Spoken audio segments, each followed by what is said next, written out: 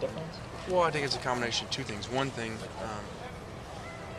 their mind probably tells them that today was a two-a-day because it was on the schedule, but also beyond that, their body probably tells them that it's time that we go to the second week and two-a-days start for everybody around the country. Well, they're not doing that. They're in one-a-day practices, so I think that saves some energy, obviously, and helps. And then number two, under the lights always. Whenever I've done this format, this is now the last three places I've been at, we've done this format of two-a-days where there's this long break in between, so there's 2 meals over 8 hours in between.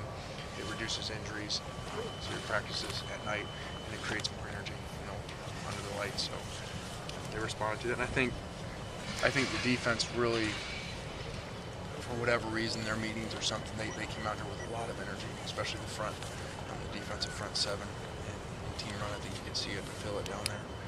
So it was good. Think your offense answered it though as practice went on? Did they? Yeah, they did. Yeah. In that drill a little bit, not as much as you'd like, but as practice continued to go on, they did. The beginning of the next special cap period, they didn't, but they responded as it went along. Made some big plays. It sort of made it sound like Markeith and Dylan, whatever they did wrong was the same thing this morning, yet Dylan seems like he was being punished more this evening. Did he do something else or something worse? I just, there's just things that you have your opinion on of, whether people make mistakes or whether people make choices on purpose. And so I felt Markeith, was more of a mistake, and I felt Dylan's was more severe. So it's I hope it's a good lesson for him to learn. Now he's gone.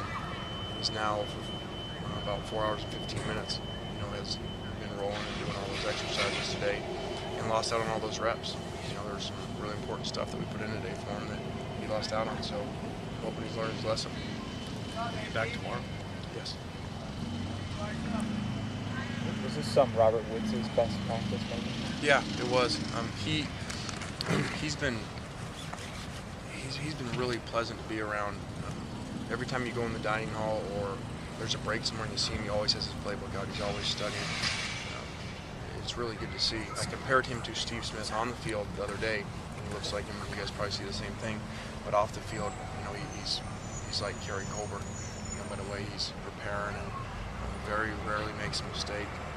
Unfortunately today he slowed up on a route, which ended up being the first interception by Matt or Mitch all camp. So we had gone almost to the end of the 7th practice. I guess you don't have this morning, but to the end of the 6th practice without an interception. And unfortunately he slowed up and cost an interception. So that's a rookie mistake that he'll learn from, and hopefully it won't happen again.